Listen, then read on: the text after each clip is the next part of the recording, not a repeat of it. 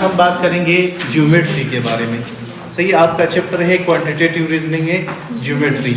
अब ज्योमेट्री में जो जीव है वो कहते हैं अर्थ को, और जो मेट्री है वो कहते हैं मेजरमेंट को। तो earth measurement is the branch of mathematics that concern with the shapes of individual object, spatial relationship among various object and the properties of surrounding space. Geometry mathematics का वो शाख है, वो ब्रांच है जिसमें हम शेप्स के बारे में पढ़ते। सिंपल, आपने सिंपल पढ़ना है कि इसमें हम शेप्स के बारे में पढ़ते हैं। और दूसरी बात ये है कि हम पढ़ते हैं कि उन शेप्स का आपस में रिलेशनशिप कैसा है, वो दूर है, एक दूसरे के अबव है, एक दूसरे के बिलो है, और उनका मकाम कैसा है। स्पेशियल रिलेशनशिप कहते हैं मकाम को, कि उनका जो मकाम है वो कैसा है, इसको बोलते हैं ज्योमेट्री। ज्योमेट्री मैथमेटिक्स की वो ब्रांच है जिसमें आप शेप्स के बारे में पढ़ते। देखें, आप एज अ नर्स जब आप हॉस्पिटल में काम करेंगे तो जो बेड पे पेशेंट पड़ा हुआ है वो भी किसी शेप का होगा।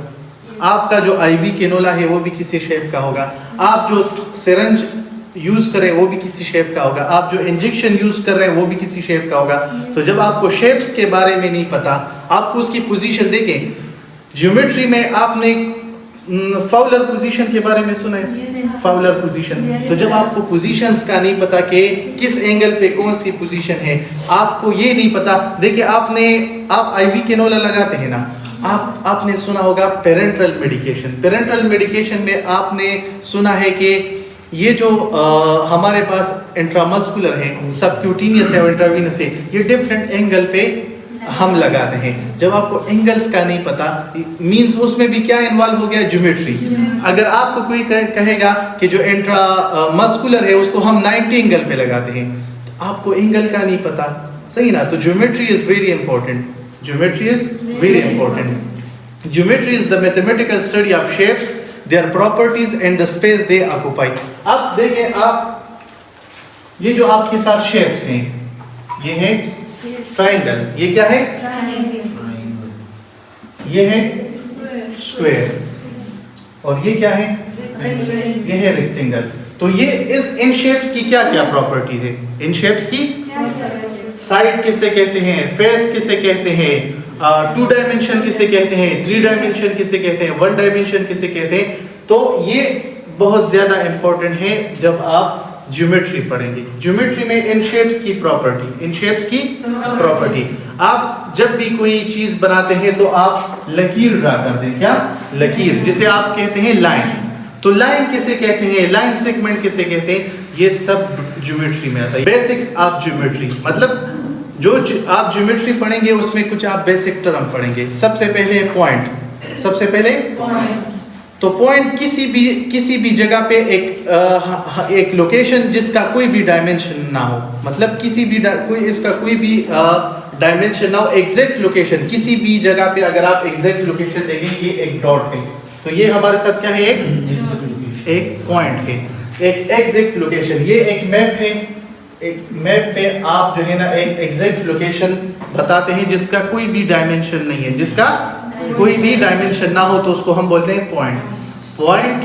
हम एक ऐसे लोकेशन को बोलते हैं जिसका ना कोई साइज हो और ना कोई डायमेंशन हो, जिसका कोई भी ना साइज हो और ना डायमेंशन। अब इस पॉइंट का ना कोई साइज है, ना इसका कोई भी डायमेंशन है। डायमेंशन ये किस एक्सिस में बिलोंग करता है, आया ये डॉट y एक्सिस में बिलोंग करता है, या ये x एक्सिस में बिलोंग करता है, या z एक्सिस में करता है।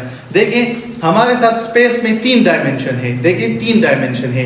एक आपका जो है ना x एक्सिस, और एक आपका है y एक्सिस, और एक आपका है z एक्सिस। तो ये डॉट कौन से एक्सिस में बिलोंग करता है, किसी भी एक्सिस में नहीं करता, क्योंकि इसका साइज ही नहीं है।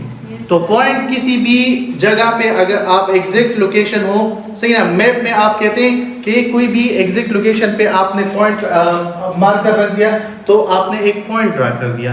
अब हम लाइन पे आते हैं कि लाइन क्या है। A straight path both exceeding infinitely in both direction.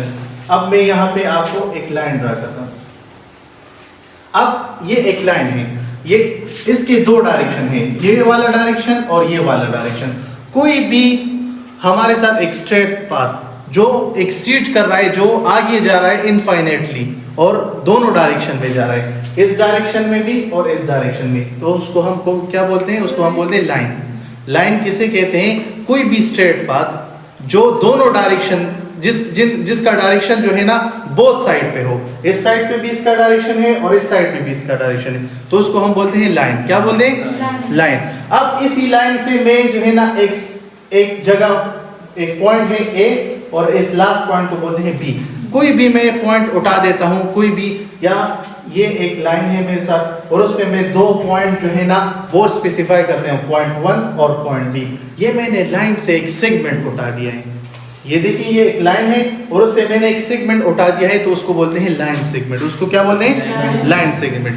A part of a line with the defined and point. इनके एंड पॉइंट आपको पता है कि ये इसका एक एंड पॉइंट है और इसका एंड पॉइंट ये है। ये आपको पता है कि इसका एंड पॉइंट ए है और इसका एंड पॉइंट क्या है? बी है।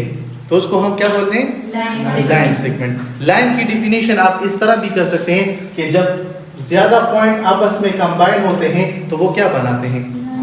वो लाइन बनाते हैं। जब ज्यादा पॉइंट आपस में मिलते हैं तो वो क्या बनाते हैं? लाइन। अब रे क्या है? रे भी हमारे साथ जो है ना लाइन का एक पार्ट है, लाइन का एक पार्ट है। रे जो है ना उसकी जो है ना एक एंड पॉइंट होगी और एक ही डायरेक्शन होगी। उसकी क्या होगी? देखिए लाइन की जो है ना दोनों डायरेक्शन है, लेकिन रे जो है ना उसका एक एंड पॉइंट होगा और उसका जो है ना एक ही डायरेक्शन होगा, तो उसको क्या बोलेंगे? रे। क्या बोलेंगे उसको? रे। रे की एग्जांपल क्या है? सूरज की किरणें। सूरज की किरणें जो है ना वो सूरज से शुरू होती हैं, तो उसका एंड पॉइंट क्या है? सूरज, और वो जमीन तक आती है इनफाइनाइटली, एक ही डायरेक्शन में वो मूव करती है। टॉर्च से जो है ना, ये जो है ना फॉर एग्जांपल टॉर्च की जो रेस होती है उसका एंड पॉइंट जो है ना टॉर्च होता है और वो एक ही डायरेक्शन में मूव करती है, तो उसको क्या बोलते हैं हम? रे। तो लाइन जो है ना वो बोथ डायरेक्शन में मूव करता है, इनफाइनाइटली एक्सीड करता है। आपका जो लाइन सेगमेंट है वो रे का पार्ट होता है, लेकिन उसके दोनों पॉइंट क्या होते हैं? मालूम।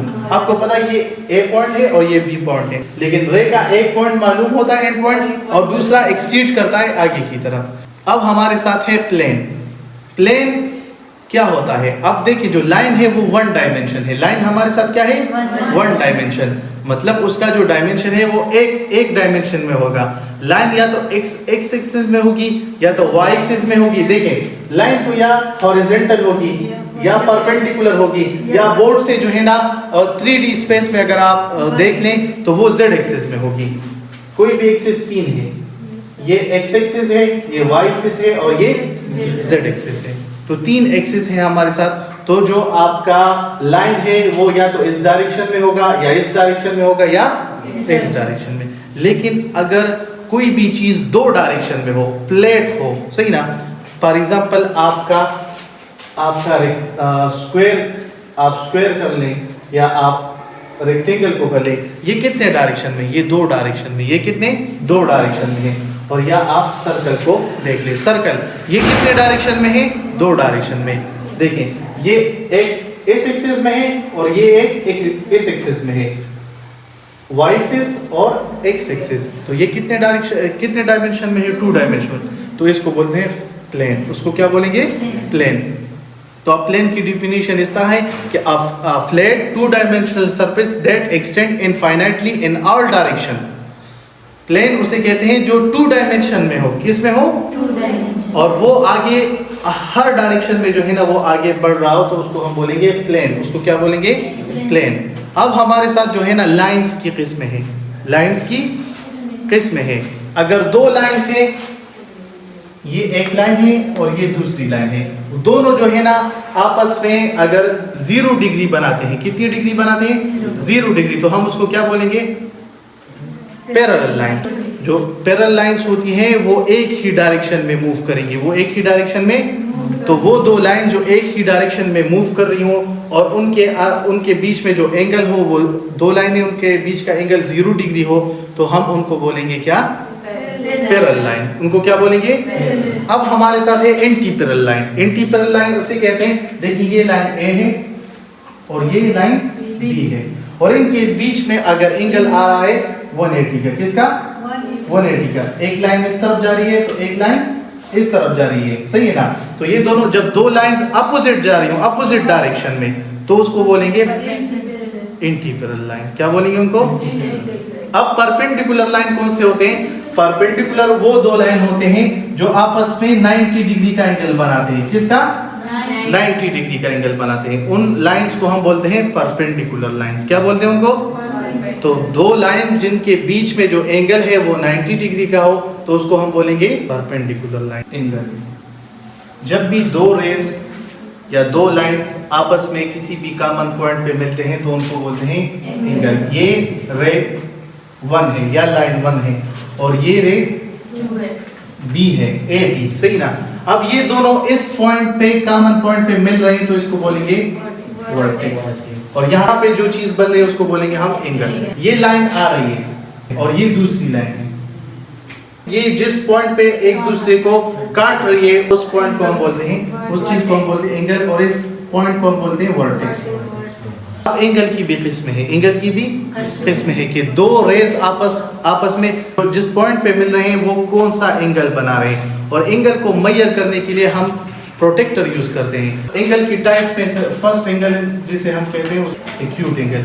एक्यूट एंगल 0 से लेकर 90 तक जो भी एंगल होगा उसको हम बोलेंगे। और या दूसरी डिफिनेशन इसकी इस तरह है कि 90 से जो कम है उस एंगल को हम बोलेंगे acute angle. Theta is equal to ये 0 से लेकर 90 तक, 0 से लेकर 90 डिग्री तक। तो आप देख लें हमारे साथ ये हॉरिजॉन्टल एक लाइन है, सही ना।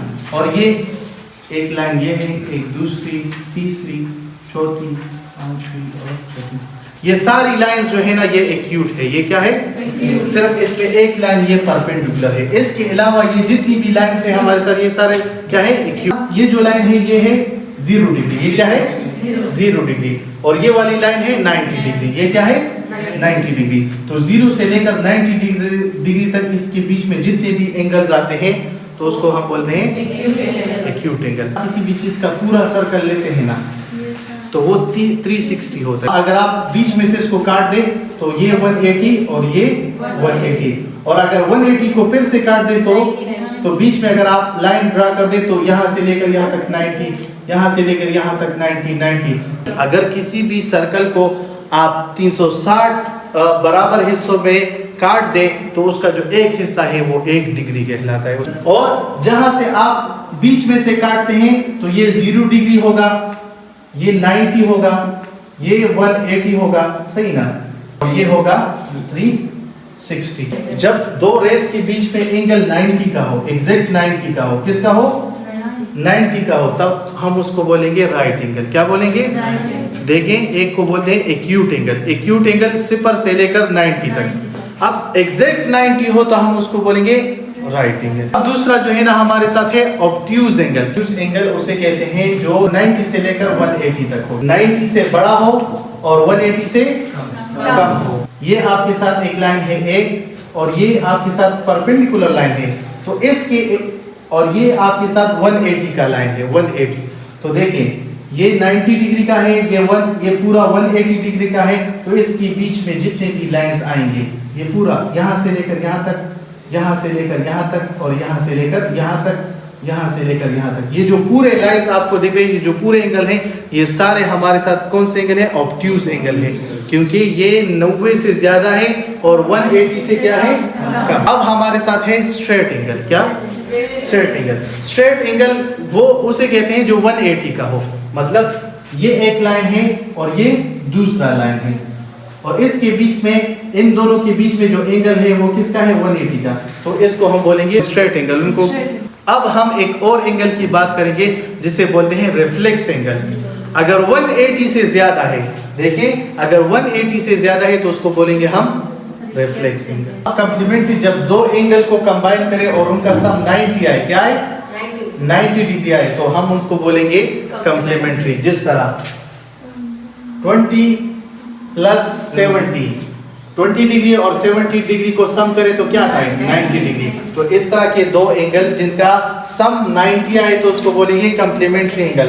अब सप्लीमेंट्री क्या होगा? सप्लीमेंट्री उसे कहते हैं जब दो एंगल को जमा करें उनका सम क्या है? 180 आए। 30 डिग्री प्लस 80 डिग्री, इन दोनों का सम क्या आता है? 180 डिग्री। दो एंगल का सम जब 90 आए तो उनको हम बोलते हैं कम्प्लीमेंट्री एंगल, और जब दो एंगल्स का जो सम है वो 180 आए तब हम इसे बोलेंगे सप्लीमेंट्री एंगल्स। अब हमारे साथ है पॉलीगॉन्स। क्या है? Polygon. Close two dimensional shape made from straight line. ये प्लेन की एग्जांपल है। देखिए दो चीजें हैं, एक है सॉलिड और एक है प्लेन।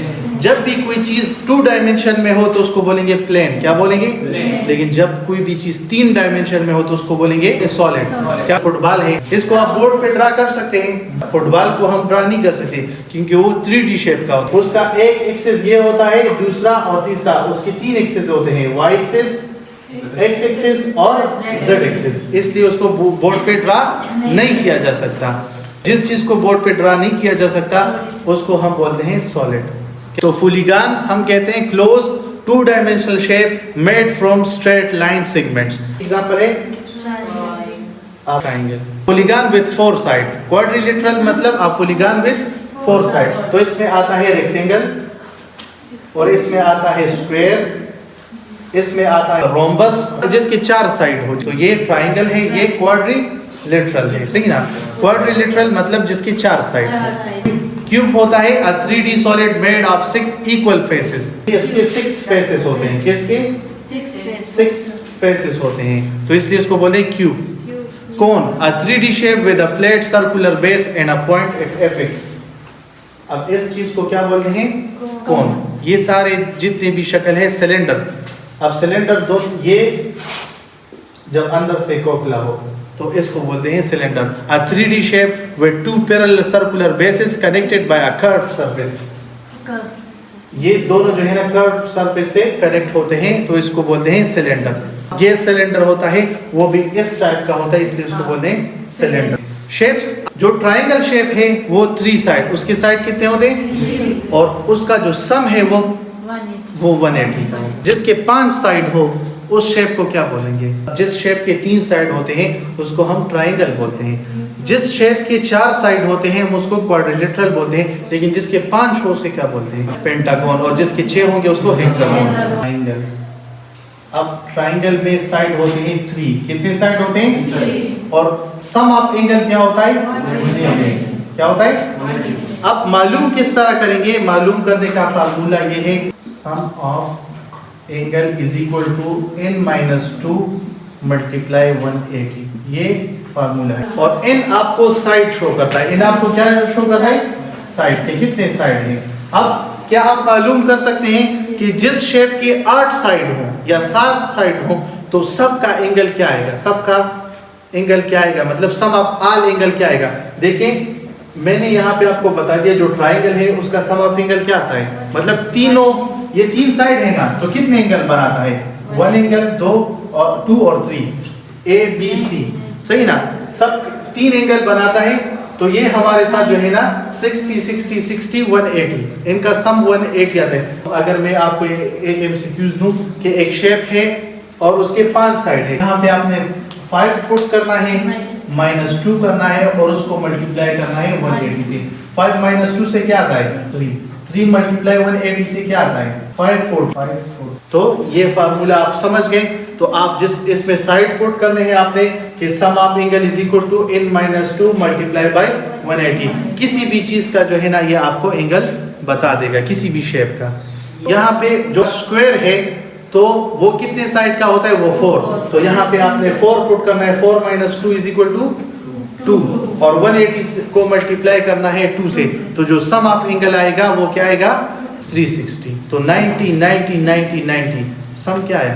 360। सर्कल एक ऐसा 2D शेप है जिसके सारे पॉइंट सेंटर से इक्विडिस्टेंट पर होते हैं, इक्विडिस्टेंस पर होते हैं। अब देखें सर्कल है, ये इस तरह का कर्व 2D शेप है जिसमें सारे पॉइंट जो है ना सेंटर से इक्वल डिस्टेंस पे होंगे। इस शेप को हम बोलेंगे सर्कल। क्या हमारे साथ है क्यूब। क्यूब के जो है ना 6 फेसेस हैं। हमने क्यूब देखा है ना, क्यूब डाइस को देख लें और सारे साइड इक्वल होंगे और 90 के होंगे। अब सिलेंडर के 3 तीन सरफेस होंगे, दो सर्कल होंगे और एक कर्व सरफेस होगा।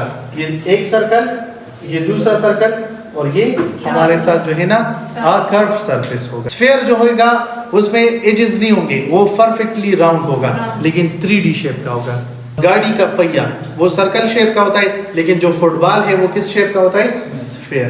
वर्टिकली अपोजिट उन्हें बोलते हैं जब दो लाइन एक दूसरे के अपोजिट हो, सही ना? Scissor movement in dressing, vertically बिल्कुल opposite. Equal when two lines cross, यहाँ से जा रहे हैं और एक यहाँ से जा रहे हैं, तो ये हमारे साथ वर्टिकली अपोजिट है। अब एडजेसेंट एंगल, ये एंगल और ये एंगल, ये सारे एडजेसेंट एंगल है क्योंकि इनका वर्टेक्स क्या है? इस एंगल इस एंगल और इस एंगल का जो वर्टेक्स है वो क्या है? सेम है, तो इसलिए इसको हम बोलेंगे इनका वर्टेक्स भी सेम हो और दोनों का इस साइड इसका भी है और ये साइड इसका। हमारे साथ एक थ्योरम है जिसे हम बोलते हैं पाइथागोरस थ्योरम, या हम बोलते हैं उर्दू में फिसागोरस। क्या बोलते हैं? फिसागोरस, और इंग्लिश में हम बोलते हैं पाइथागोरस थ्योरम। जो आपका पाइथागोरस थ्योरम है वो आपको क्या बताता है कि इस आप हाइपोटेन्यूज को तभी मालूम करेंगे, इसको मालूम करने का फार्मूला ये है कि हाइपोटेन्यूज का जो स्क्वायर है वो बराबर है perpendicular square plus base square. इससे आप किसी भी चीज का हाइपोटेन्यूज मालूम कर सकते हैं। Square is equal to base square plus हमारे साथ परपेंडिकुलर स्क्वायर, सही ना? अब देखिए एक ट्राइंगल में यहाँ पे ड्रा कर रहा हूँ। क्या ड्रा कर रहा हूँ? ट्राइंगल, सही ना? अब लेट अस अज्यूम कि ये जो है ना ये 5 सेंटीमीटर का है, किसका? और ये 12 सेंटीमीटर का है, किसका? तो मालूम करें कि ये 5 का है, ये 12 का है, तो इसका जो ये हाइपोटेन्यूज है ये कितने सेंटीमीटर का है? तो आप किस तरह मालूम करेंगे? आप मालूम करेंगे हमारे साथ किससे? पाइथागोरस थ्योरम से।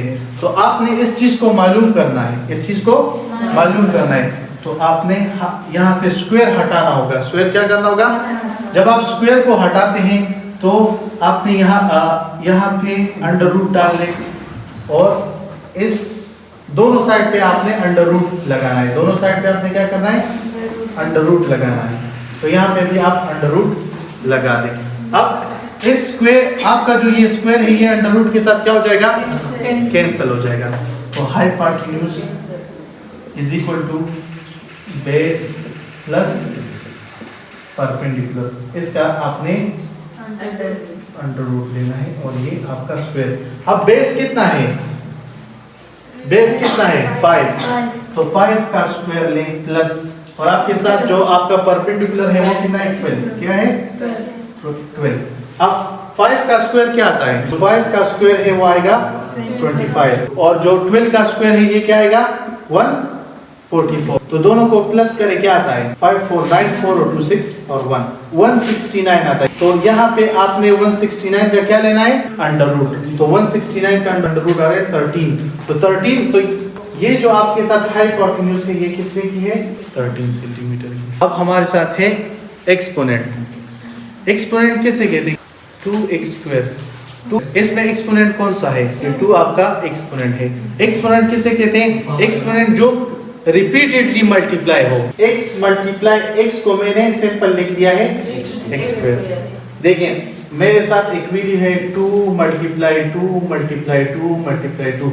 इसको मैं इस तरह लिख सकता हूँ कि इससे 2 ले लूँ, 1 2 3 4 4 है, तो इसको मैं सिंप्लीफाई करके इस तरह लिख सकता हूँ। तो ये जो 4 है ये इसका पावर है। क्या है? तो पावर को हम एक्सपोनेंट बोलते हैं। पावर अलजेब्रा है, उसमें जो क्वांटिटी जो वेरिएबल है वेरी करती है, जो चेंज होती है, उसको हम बोलते हैं वेरिएबल। क्या बोलते हैं? वेरिएबल। आपका x, आपका y, आप यहाँ पे जो वैल्यू पुट करेंगे जिसका आपको नहीं पता, जिसका आपको जो अननोन हो, मतलब x कोई भी हो सकता है। x में आप 3 भी पुट कर सकते हैं, x में आप 5 भी पुट कर सकते हैं, तो उसको हम बोलेंगे वेरिएबल। और एक होता है कोएफिशिएंट।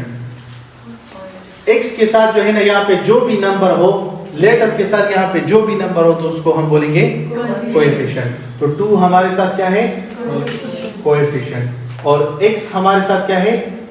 वेरिएबल, क्या है वेरिएबल, और 2 हमारे साथ क्या है एक्सपोनेंट। क्या यहाँ पे लिख लूं x क्यूब, इसका मतलब है ये x 3 मर्तबा मल्टीप्लाई हुआ है। तो अब हमारे साथ है फैक्टोरिंग। फैक्टोरिंग मींस इसी एक्सप्रेशन को सिंपल पीसेस में लिखना। किस तरह आपने सिंपलीफाई करेंगे, इससे जो है ना आपने 3x कॉमन लेना है। क्या लेना है 3x, तो यहाँ पे 1 आ जाएगा, सही ना, ये हमारे साथ सिर्फ यहाँ पे x बच जाएगा और यहाँ पे 2 बच जाएगा। तो ये 3x आपने कॉमन ले लिया, तो ये मैंने फैक्टोरिंग कर दी, मतलब ये मैंने इसको सिंपलीफाई कर दिया। आपने कॉमन ले लिया, 3x इसमें भी है और 3x इसमें भी है, कॉमन ले लिया तो यहाँ पे x + 2 रह गया। Factoring mean breaking an expression into simpler pieces.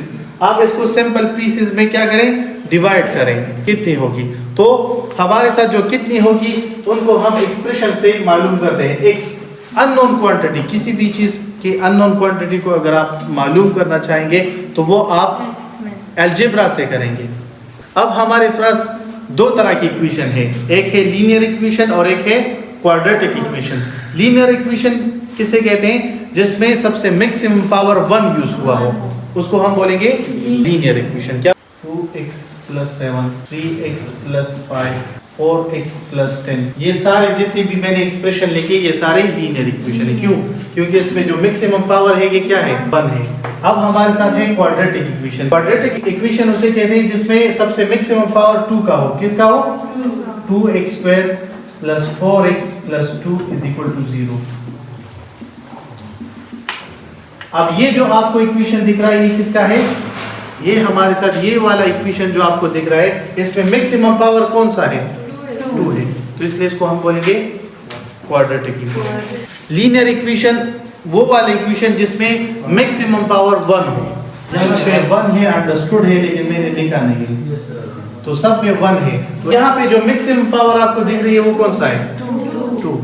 Maximum power है वो 2 हो, तो उसको हम बोलेंगे क्वाड्रेटिक इक्वेशन। सर्कल में जो है ना, मैंने आपको बताया था कि सर्कल 2 डायमेंशनल शेप है, जिस सेंटर से सारे पॉइंट जो है ना वो इक्वल डिस्टेंस पे होंगे। अब इसमें 2 चीजें, एक इसका डायमीटर, एक इसका क्या है डायमीटर, और एक इसका है रेडियस। सेंटर से लेकर एक साइड तक जितना ये फासला है ये रेडियस है, और एक पॉइंट से लेकर दूसरे पॉइंट तक ये जितना फासला है इसको हम बोलते हैं डायमीटर। तो रेडियस है, जब आप डायमीटर को हाफ कर देंगे तो ये किसके बराबर होगा, रेडियस के। किसके बराबर होगा, और अगर आपने डायमीटर मालूम करना है तो इसका फार्मूला है कि रेडियस को 2 से मल्टीप्लाई करें, तो ये हमारे साथ डायमीटर का फार्मूला है। सरकमफ्रेंस किसे कहते हैं, ये जितनी आउटर बाउंड्री है सर्कल की इसको बोलते हैं सरकमफ्रेंस। तो सरकमफ्रेंस का फार्मूला है 2πr, ये सरकमफ्रेंस का फार्मूला है। और फाई की कीमत क्या है 22/7 या 3.14, और r आपको डिनोट करता है किसको, रेडियस को। तो अगर आपको किसी भी सर्कल का रेडियस मालूम है, एमसीक्यूज में दिया गया है कि रेडियस 6 सेंटीमीटर है, 8 सेंटीमीटर है, तो इस फार्मूले में पुट कर दे, आपको आंसर मिल जाएगा। एरिया किस तरह मालूम करेंगे, इसके अंदर का जो ये एरिया है ये किस तरह मालूम करेंगे, A = πr²। किस तरह मालूम करेंगे, πr²। r रेडियस का स्क्वायर ले लें और पाई से मल्टीप्लाई कर दें, तो किसी भी सर्कल का जो है ना ये आपको एरिया दे देगा। ये हमारे साथ जो है ना सर्कल है, क्या है सर्कल। अब देखिए अगर एमसीक्यूज आ जाए कि इसका रेडियस मालूम करें, क्या मालूम करें, रेडियस मालूम करें, और आपको डायमीटर दिया गया है कि डायमीटर हमारे साथ ये हमारे साथ है 20 सेंटीमीटर, क्या है। तो अगर आपने रेडियस मालूम करना है तो फार्मूला है r = d/2, क्या है d/2। तो d की कीमत यहाँ पे 20 है, तो यहाँ पे आंसर क्या आ जाएगा 10। तो इसका मतलब है ये पूरा 20 है, तो इसका हाफ क्या होगा 10। सही। अगर आप सरकमफ्रेंस मालूम करना चाहते हैं कि सरकमफ्रेंस क्या है, फॉर एग्जांपल ये एक सर्कल है और आपको इसका ये दिया गया है कि ये 5 सेंटीमीटर है, क्या है 5 सेंटीमीटर, या आप इस तरह कर लें कि इसका ये जो है ये 6 सेंटीमीटर है, तो आप इसका पूरा सरकमफ्रेंस मालूम करें। तो फार्मूला क्या है सरकमफ्रेंस का, 2 पाई आर 2 मल्टीप्लाई 3.14 इस तरह भी लिख सकते हैं। और रेडियस क्या है 4, तो ये पॉइंट को हटा दे और यहाँ पे क्या लिख दें 100, क्या लिख दें 100। अब इस 2 को मल्टीप्लाई करें इस 50 के साथ, किसके साथ, अब ये अगेन 2 से हो सकता है, ये 25 हो जाएगा और ये क्या हो जाएगा 3। तो हमारे साथ 314 मल्टीप्लाई 3 डिवाइड बाई 25 942। अब 942 को आप 25 से 37.6। मज़ीद इस तरह की इंफॉर्मेटिव वीडियोस देखने के लिए हमारे चैनल द नर्सिंग लैब को सब्सक्राइब करें। Thank you so much.